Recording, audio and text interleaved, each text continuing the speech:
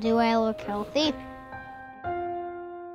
They kind of like bully them and they say like, you're fat, you're dumb, you're stupid. Mom says it's too dangerous to go outside. Our kid don't even walk home from the bus stop now because we're scared to let him walk home. Am I perfect yet? Every girl wants to have like a dream body, everything I do. 1 or 3 kids of my age will have diabetes.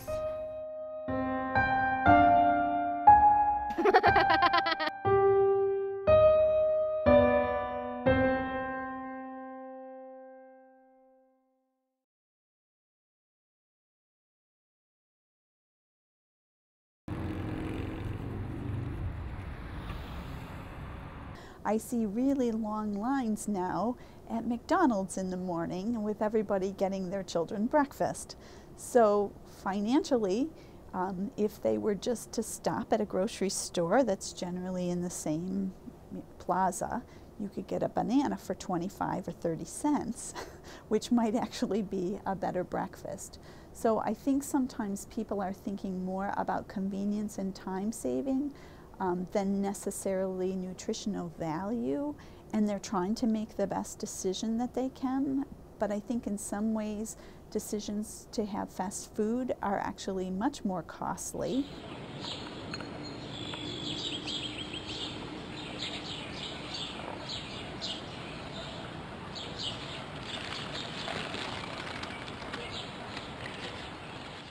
We didn't make the money back then that we used to. Things weren't readily available to us as they were today as they were back then. You know, we didn't have a McDonald's on every single corner 30 years ago. You know, when I was 5, our treat was a McDonald's every great once in a while, or when I lived in California, we got to go to Del Taco every great once in a while. It wasn't something we did all the time. We ate at home probably 95 to 98% of the time. Anything that we did outside of our home was a treat.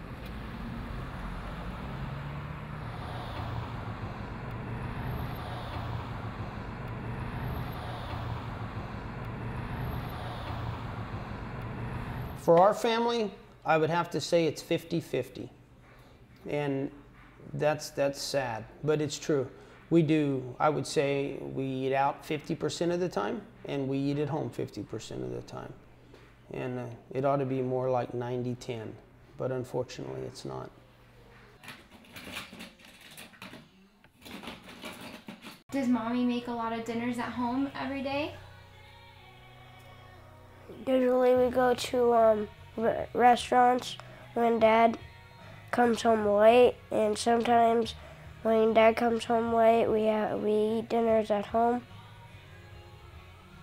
So he usually cook, but not all the time.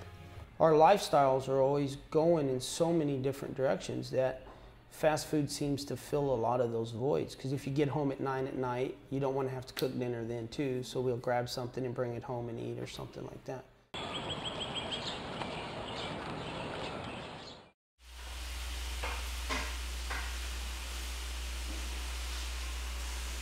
So how many times a week do you guys eat out? Probably 3 or 4. And where do you guys go?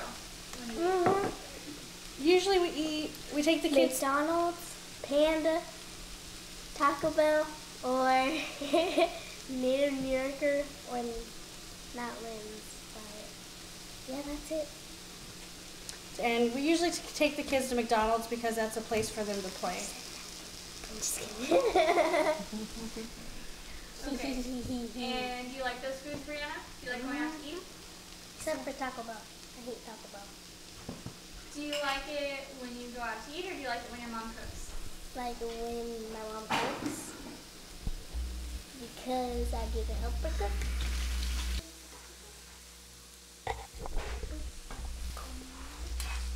So I think part of it is that several things in our lifestyle have become very easy. Screen time is very easy for kids to get involved with, and it occupies their time, and that sometimes helps parents to focus on other priorities, and that may even be making a healthy dinner. But it still means the children's activity level decreased. So screen time obviously is very prevalent. However, as we talked about before, food preparation has gotten more difficult because people don't have time and there's not as much fresh fruits and vegetables available to people. So I think that it's kind of a cataclysmic event that has happened in our society. Oh yeah. Do you like playing video games? Yes. Do you play a lot of video games? How many video games do you play a day? Probably like 100. 100? Yeah. That's a lot.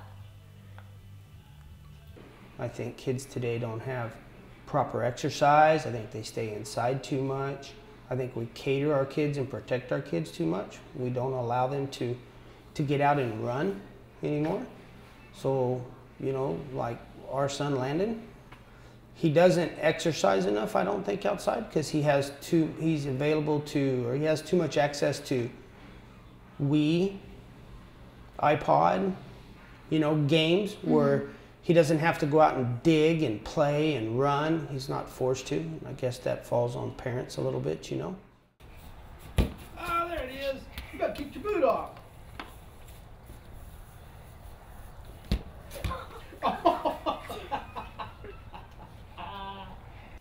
Does mom make you go outside and play? No. No. Does she like you to go outside and play? Sometimes. Yeah.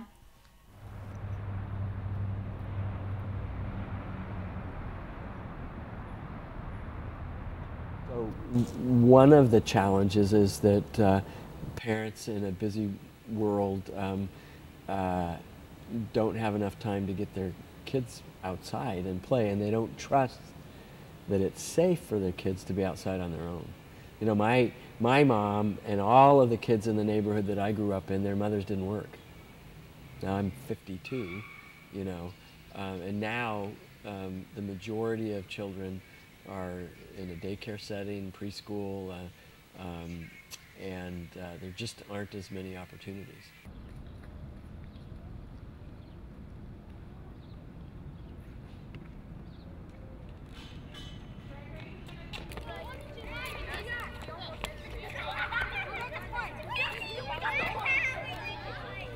So do you like coming to PE? Yeah, I always like to get active. Do you get to play outside at home, or is this one of the few times that you get to play outside? A few times. Do your parents let you play outside, or do they like tell you sometimes it's too dangerous to play outside? Sometimes, yeah. What do you think they're afraid of if you go outside? Well, it's they know that it's not like okay to like go outside in the backyard alone. If something might happen to you, like something might fall out of the sky, or something like breaks in like through like the door or anything else.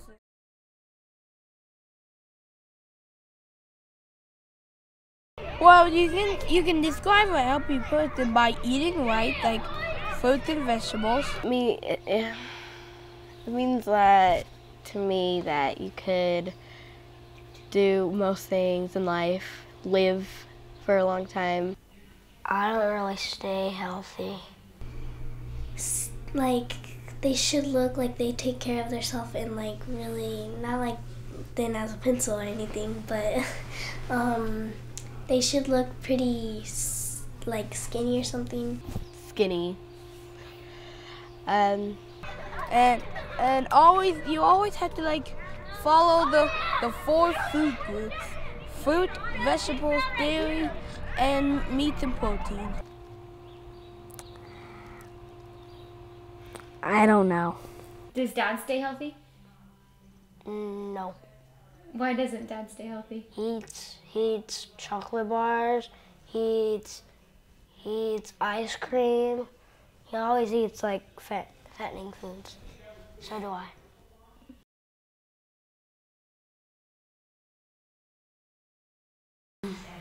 We run. We play games. We have to do weird things, and We have to run around in a circle. Do you think it's good for kids to exercise? Yeah. How do you feel when you get to exercise? Good. Yeah. So what do you think happens for kids that don't exercise? They're not very strong.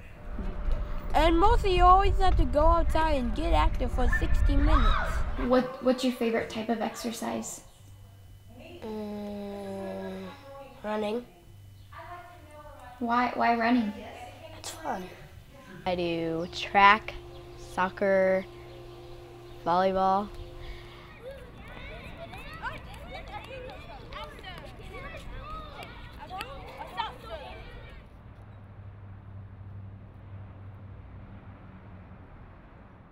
I think it's not as simple as, oh, a lot of these kids are out there eating the wrong thing. There's clearly some sort of genetic potential. So the whole problem is multifactorial. It's not just not enough exercise, and it's not just too much food. Do you think that you see at school kids who eat a lot of junk food who are still really skinny? Yeah, that's what kind of confuses me about the heavier people, because the heavier people eat a bunch of healthy food, and the more skinnier people, they eat like junk food. So that, like, I'm not saying that's rude or anything, or like I'm not pushing anything against them, but what confuses me is that the heavier kids eat vegetables and stuff, but the skinnier kids eat junk food. There have been studies done in adults with diabetes, and they'll sequester them in a dormitory type environment, and they'll all do the same amount of, they'll have the same schedule for exercise and classes and eating. They'll all be offered the exact same amount of food. Now you can't control for how much they exercise during that time or how much of the food that they eat. But in those studies, they have shown that some people gain weight, some people lose weight, and some people stay the same. So the metabolism and the way people metabolize things is very different based on your genetics, your racial background, and your activity levels.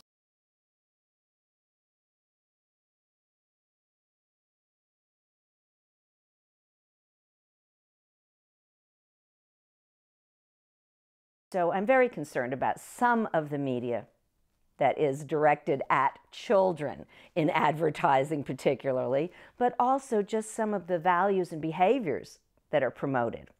And I'm always amazed when parents think they can trust Disney. Yes, there's not usually any bad language in there, but the values are really sickening in many cases. In my own case, what I have learned, and as I show in my classes and programs, the cover of my own little golden book of Cinderella, where her waist is smaller than her neck, just like all of us, right? And I wanted that wedding dress. I wanted my waist to be smaller than my neck. I'm Mackenzie Lockhart. I'm 13. This is my dance studio. I've been here for 10 years now, and right now this is a tumbling class with a little bit of aerial.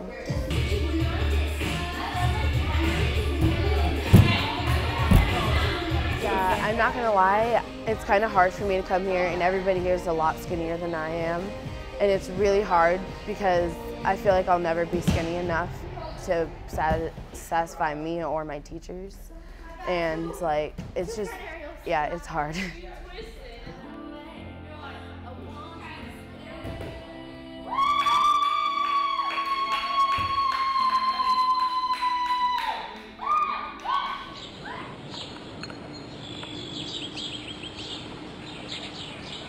I like drool over like Victoria's Secret angels, like, oh my gosh, I've always wanted to be one. I want to be a Victoria's Secret model, but like I'm short. I've been stuck at 5'3" forever now, and I just feel like it's impossible for me to lose weight. I feel like I'm just gaining more, but it's not fat that I'm gaining, it's more muscle that I'm gaining, and it just makes me look a lot bigger. And so like when I move up a jean size, it just makes me feel like, wow.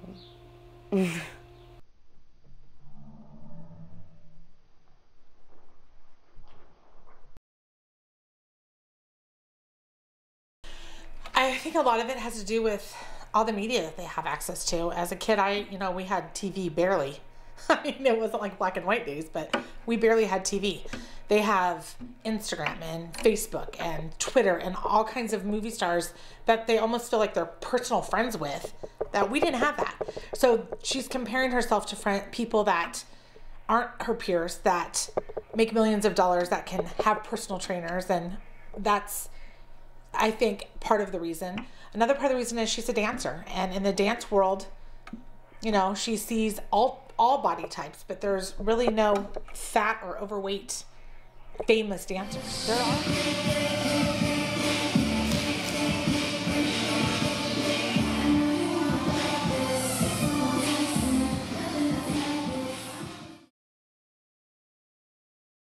Who are some of your inspirations that you look up to?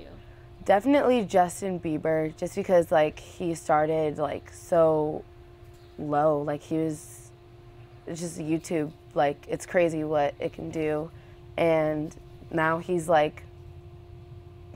big, very big, and I definitely look up to him.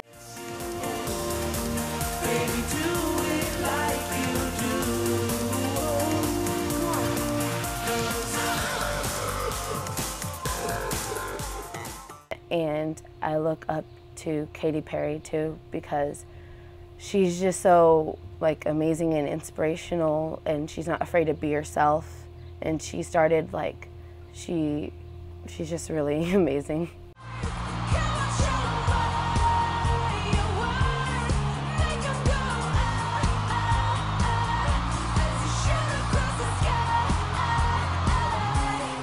I'm hoping that as she gets older, she'll appreciate the body that she has. It's hard for her now, I know, because at this age, so many girls are, they're tiny or they're not. And she's not tiny. And it's the way she's made. And a part of it's her ethnicity. Part of it's her genes. So she's always going to have to fight against that. But I wish that she would have some more realistic role models than the ones that she chooses for herself.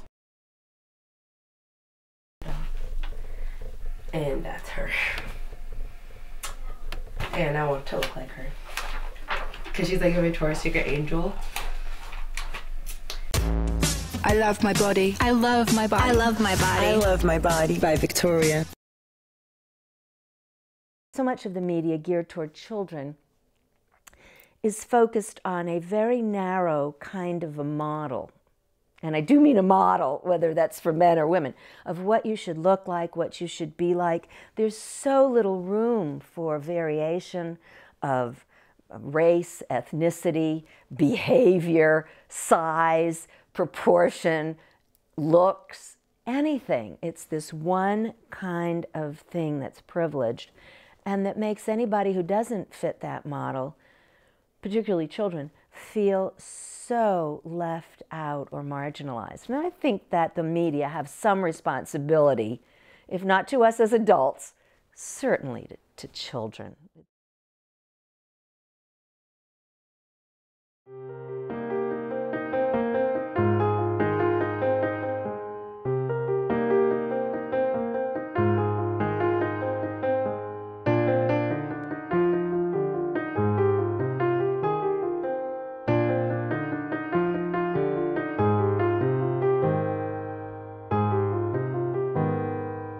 I was 10 when I was diagnosed, and I was in Disneyland, and my mom knew the symptoms, and it was extreme thirst, frequent urination, lethargy, weight loss, and I had all of those. At Disneyland, we know every single bathroom at Disneyland, because I couldn't stop going to the bathroom, and I was chugging water in 2 gulps, and that's definitely not me.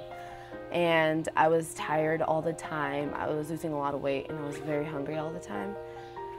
And my mom, she didn't want to believe it at first, but then she was like, okay, well, let's try to do something about it.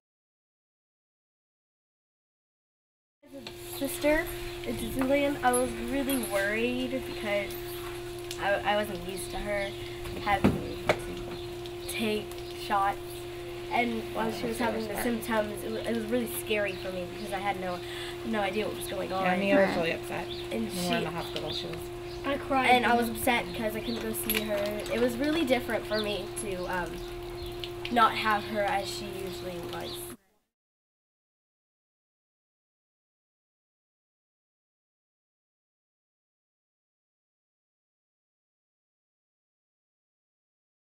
To me, being healthy is just like everything, because it also helps my energy, because like just constantly eating healthy is really good, and I'm trying to like balance out my weight and trying to get more muscle, so eating healthier makes it easier, exercising.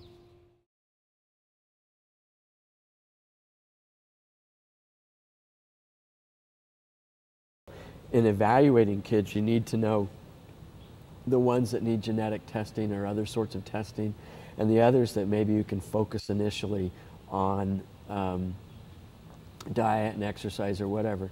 I think one of the biggest things that we need to do is be advocates in the school system for healthier meals, more fruits and vegetables at lunchtime instead of pizza and stuff.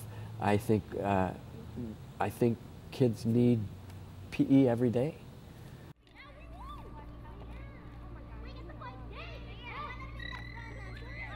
My fear is things are moving at such a rapid rate that the next generation, my fear is moving so fast, and we're moving in such a crazy direction that they're not gonna learn. That's my fear. That's my fear. And right now everybody is so hell-bent on the political disagreements on what's right and what's wrong, and everybody's got so wrapped up into that, and our society is so divided on I'm going to ride this wagon or that wagon. Nobody does the right thing anymore because nobody wants to live real. Everybody wants to live to what's politically right here or politically right here, and everybody that's stuck in the middle like me and you begin to suffer greatly because we're stuck in that, you know. And as long as we're divided like that, I think it's fearful for me. I'm scared. Before coming to the White House, the president and I lived lives like most families. 2 working parents. I was busy trying to maintain some balance, picking kids up from school, trying to get things done at work, just too busy, not enough time. And what I found myself doing was probably making up for it and being unable to cook a good meal for my kids. Going to fast food a little more than I'd like, ordering pizza, and I started to see the effects on my family, particularly my kids. It got to the point where our pediatrician basically said you may want to make some changes. So started making those changes, short, easy changes, but they led to some really good results. So I wanted to bring the lessons that I learned to the White House.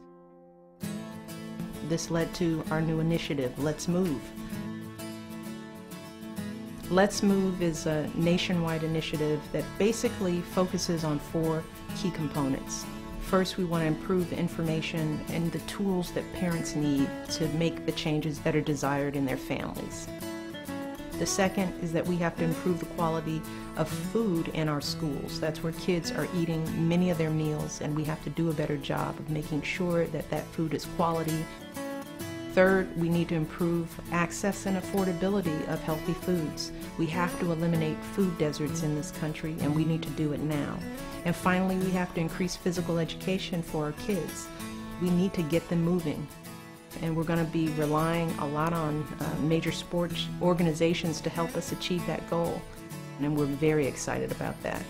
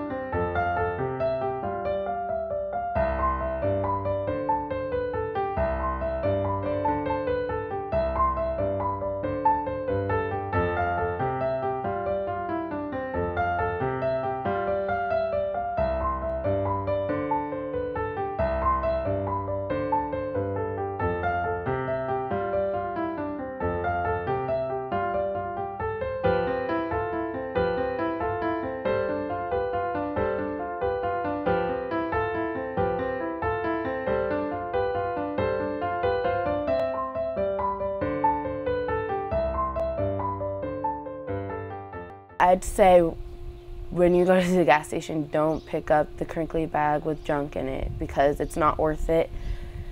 And like, why get something that's bad when you can prevent it?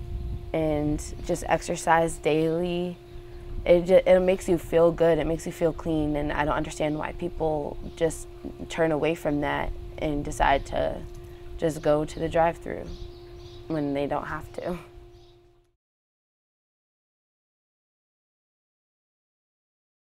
What will you do to be healthy?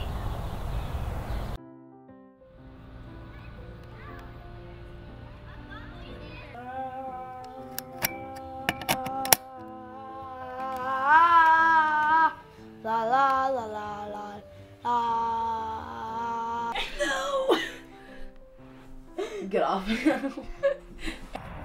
My name's loaded. My name is We have to use it for the video, so you have to be really My name's Buddy, and I'm 5. La la la la.